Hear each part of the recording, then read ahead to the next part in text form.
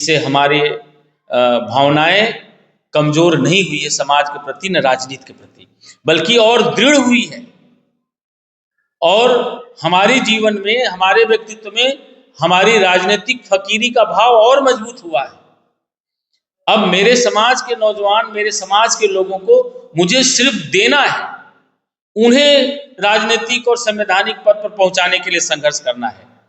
मैं पहले जितना करता था उससे और ज्यादा करूंगा और इसी जनवादी पार्टी से, इस पार्टी में काम करने वाले नौजवानों को सदन में जाने का मौका दूंगा, उन्हें आगे बढ़ाऊंगा और समाज की राजनीतिक गोलबंदी को मजबूत करूंगा। मुझे अब मेरे व्यक्तिगत जीवन में कुछ अपनी कोई लालसा राजनीतिक पद भी पाने की नहीं है। उस सारे रास्ते को विपक्षियों ने बंद किया, इसका मुझे 1% भी दुख नहीं है, क्योंकि दुख मुझे तब होता जब इस काम के लिए हम राजनीति में आए होते। तो मैं अपने सभी नौजवानों से कहूंगा, अपने समाज के लोगों से कहूंगा कि अब अपनी लड़ाई को हाथ में लेने का समय आ गया है।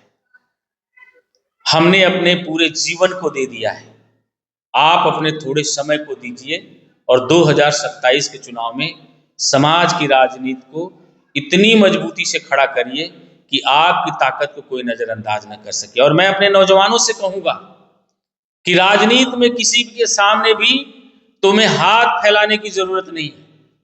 जब तक आप हाथ फैला करके मांगोगे, सियासत में सिर्फ तुम्हारे हाथ में लोग कटोरा थमाएंगे, तुम्हें राजपाट कभी देने का काम नहीं करेंगे, न तुम्हारी राजनीतिक हिस्सेदारी और भागीदारी देने का काम करेंगे, न तुम्हारा काम कभी नहीं करेंगे, और तुम्हारी मत शक्ति और तुम्हारी संख्या के अनुपात में वो कभी हिस्सेदारी और भागीदारी भी देने की बात नहीं करेंगे। लेकिन जिस दिन तुम शासक की भूमिका में, जिस दिन तुम अपनी ताकत को खड़ी करने की भूमिका में, अपने राजनीतिक प्लेटफॉर्म को मजबूत करके अपनी लड़ाई अपने हाथ में लेने की नीयत से आप खड़े हो जाओगे, तो जो लोग आज बड़े नजर आ रहे हैं, कल वही तुम्हारे सामने छोटे नजर आएंगे। तो मैं बहुत ज्यादा न कहते हुए मैं आपको धन्यवाद दूंगा। मुझे याद है कि मैं 15 जुलाई को जेल गया था और 14 जुलाई के आप ही के साथ मैंने संजोग था, मुलाकात हो गई थी और मैंने इंटरव्यू दिया था। और मैंने उस इंटरव्यू में भी आपको बताया था कि मैं कल जा रहा हूं, सरकार हमारे खिलाफ है, मुख्यमंत्री हमारे खिलाफ है, तो कुछ भी हमारे साथ साजिश हो सकती है। थोड़ा सा एक बता दीजिए कि जैसे चौहान समाज के लोग जो हैं, दो पार्टी के लोग, दूसरे पार्टी के लोग तो बिन बुलाए मेहमान हैं, तो बिन बुलाए मेहमान के साथ कैसा ट्रीट होता है आप तो जानते हैं। तो थोड़ा जो अपने समाज के लोग हैं, अगर उस पर कहना चाहते हैं कि बिन बुलाए मेहमान पर कुछ चर्चा करना चाहते हैं, तो थोड़ी सा चर्चा कर दिए, इसके बाद हम लोग। देखिए, मैं अपने नौजवानों से कहूँगा, समाज के जो अपने तथाकथित बुद्धिजीवी हैं, जो कहते हैं कि मैं सामाजिक हूँ, मैं सामाजिक नेता हूँ, मैं समाज के बारे में चिंतन करता हूँ, मैं समाज की बात करता हूँ, तो मैं उनसे कहूँगा कि अब आप लोग इस पर भी संवाद करो। आप सब जितने भी हमारे बिरादरी के तथाकथित बुद्धिजीवी और सामाजिक नेता हैं, सब भाजपा की बात करते हैं और समाज में बैठ करके जनवादी के प्रति नकारात्मक बात करते हैं और भाजपा के प्रति सकारात्मक बात करते हैं, और करके समाज की अंधभक्ति को और मजबूत करते हैं। तो मैं उन लोगों से कहना चाहूंगा कि एक बार तो आप इस प्रदेश की राजनीति को देखिए।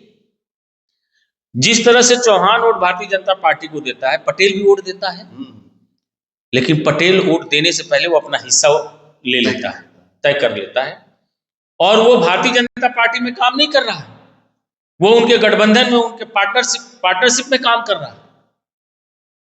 भारतीय जनता पार्टी को राजभर भी वोट करता है, लेकिन वोट देने से पहले भारतीय जनता पार्टी से तय कर लेता है कि आप हमें क्या देंगे, आप हमारा हिस्सा देंगे कि नहीं देंगे। आप पहले हिस्से की बात करिए, उसके बाद वोट की बात होगी। निषाद भी वोट करता है चौहानी जैसे भारतीय जनता पार्टी को। निषाद समाज का भी 90% वोट भारतीय जनता पार्टी को मिलता है, लेकिन वह वोट देने से पहले भारतीय जनता पार्टी से तय कर लेता है कि आप हमें क्या देंगे।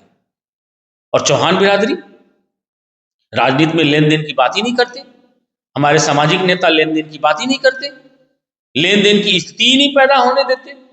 लेन देन की बात तो जनवादी पार्टी करेगी, लेन देन का जो हिस्सेदारी और भागीदारी की बात तो जनवादी के प्लेटफॉर्म से ही होगी। तो जब जनवादी को आप उस काबिल नहीं बनाओगे कि आपकी पार्टी और आपका नेता भारतीय जनता पार्टी के नेता के साथ बैठ करके यह कहे कि हम वोट तो देंगे, लेकिन वोट देने से पहले हमारी जो हिस्सेदारी बनती है वो आप पहले दोगे कि नहीं दोगे, आप पहले ये तय करो। पहले हिस्सेदारी देने की बात होगी, उसके बाद तो बात आती है वोट देने और लेने की बात। और हमारे लोग देने की लेने की बात ही नहीं करते हैं, सिर्फ देने की बात करते हैं, और इसीलिए भिखारी बने हुए हैं राजनीति में। आप कोई पार्टी पूछ रही है 2024 के लोकसभा का चुनाव बीता, भाजपा का अगर कुछ अस्तित्व बचा है पूर्वांचल में तो चौहान ही वोट देकर के बचाया है, वरना इनकी और जमानत जब्त होती मजबूती से। इनकी इज्जत पानी भी बचाने का काम हमारा समाज किया है, और हमारा समाज तो भाजपा की इज्जत पानी बचाने का काम कर रहा है, लेकिन भारतीय जनता पार्टी ने तो एक टिकट भी देने का काम नहीं किया।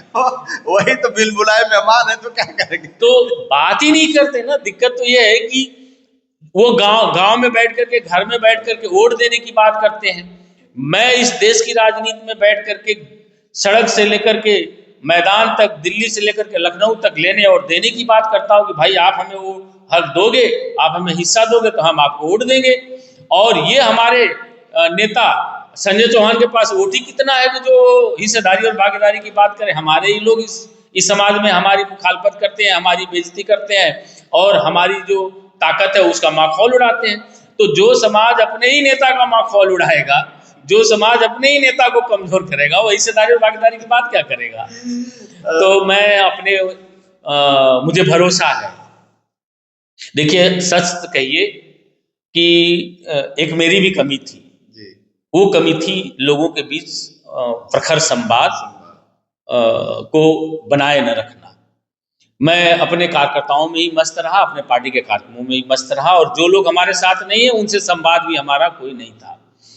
मैं कहना चाहूँगा कि जिस समाज में संवाद होगा वहाँ पहली बात तो विवाद 90% 95% खत्म हो जाएंगे। दूसरी बात कि जहाँ संवाद और परिचर्चा होती है वहाँ रास्ते भी निकल जाते हैं। 2027 का चुनाव है, मैं खुले मन से संवाद के लिए तैयार हूँ। इस मेरे समाज का कोई भी व्यक्ति मुझसे संवाद करना चाहता है, मुझसे राजनीतिक परिचर्चा करना चाहता है, 2027 के चुनाव के बारे में हमारी क्या आइडियोलॉजी है, हमारी क्या सोच है, हमारी क्या तैयारी है और कैसे करना है, मैं उस पर चर्चा करना चाहता हूं। समाज को क्या करना चाहिए इस पर चर्चा करना चाहता हूं। सामाजिक रूप से लोग मुझे जहां बुलाएंगे मैं वहां जाने का भी काम करूंगा, और जो लोग नहीं भी बुलाएंगे, अगर समाज के लोग बैठे हैं तो मैं उसमें जबरदस्ती जाकर के परिचर्चा करने का बात करूंगा, लेकिन संवाद को बढ़ाऊंगा। हमारी टीम में भी, हमारे पार्टी में भी हमारे बहुत सारे पुराने कार्यकर्ता हमारे साथ काम करते रहे। कुछ मेरे कारण हो सकता है, कुछ किसी के व्यक्तिगत हितों का टकराव हुआ होगा, किसी का सम्मान कहीं टकराया होगा, मुझसे नाराज होकर के इधर उधर चले गए। अब मैं उन्हें भी इकट्ठा करूंगा। मुझे न विधानसभा का चुनाव लड़ना है, न लोकसभा का चुनाव लड़ना है, उन्हीं को लड़ाऊंगा, उन्हीं लोगों के लिए काम करूंगा। अब तो सब खड़े हो जाओ, अब तुम मेरे लिए नहीं अपने लिए तो लड़ो, इकट्ठा हो जनवादी के साथ, और 2027 के रण क्षेत्र में अपनी मजबूत राजनीतिक गोलबंदी तैयार करो। और इसके लिए हम वो काम करेंगे, वो सब काम करेंगे जो जरूरी है। हम कई लोगों ने, मैं जेल में था तो कई लोगों ने कहा कि नेताजी पार्टी चलाने में बहुत धन की जरूरत पड़ती है, तो आपका तो काफी नुकसान हो गया, निकलेंगे तो क्या करेंगे? हमने कहा कि निकलेंगे तो क्या करेंगे, धन तो जरूरत है पार्टी की, अगर जरूरत पड़ेगा बैंक लूटने के लिए तो उसके भी लूटूंगा, लेकिन पार्टी को आगे बढ़ाने के लिए हर वो काम करूंगा जो जरूरत पड़ेगी। मतलब एक मैं कहावत कह रहा हूं कि मैं किसी भी स्तर पर हर समझौता करूंगा, लेकिन पार्टी और समाज की राजनीतिक गोलबंदी को मजबूत करने के लिए कोई भी श्रम परिश्रम रास्ता में नहीं छोड़ूंगा। और मेरे जो युवा पीढ़ी है, बड़े एनर्जेटिक लड़के हैं, नौजवान हैं, समाज को देना चाहते हैं, समाज के लिए लड़ना चाहते हैं। मेरा नौजवानों से थोड़ा संवाद कम हुआ था, मैं उनके बीच में भी जाऊंगा और संवाद करके अपनी पार्टी के लिए, समाज के लिए उनको भी खड़ा करूंगा। और मैं जानता हूं कि अब मेरा नौजवान राजनीति की तरफ मतलब आशा भरी निगाह से देखने लगा है। मतलब एक ऐसा दिशा था जिस तरह की तरफ देखता ही नहीं था। मतलब राजनीति की चर्चा और समाज में है क्या, बिना मतलब के राजनीति की चर्चा करो, काम धाम की चर्चा करो। लेकिन अब हमारा नौजवान बैठता है ना कि काम की चर्चा बाद में होगी, राजनीति की चर्चा पहले होगी, क्योंकि राजनीति सही नहीं होगी तो काम धाम भी सही मिलने वाला नहीं है। तो नौजवान समझने लगा है। तो ये इन सब चीजों से मेरी बड़ी आशाएं हैं और मेरी आशाएं जगी हैं कि 2027 में हम कुछ अच्छा करेंगे। आप 14 जुलाई को भी मिले थे, आप हमें देखे थे, आज फिर मिले हैं आप 5 महीने बाद, तो आप हमें देख रहे हैं। हम अपने शरीर को काफी ठीक कर लिए हैं। तो जब हमारा तन सही हो गया है तो हमने अपने मन को भी ठीक कर लिया है। अब हमारे अंदर जितनी भी कुछ कमियां भी थी, कुछ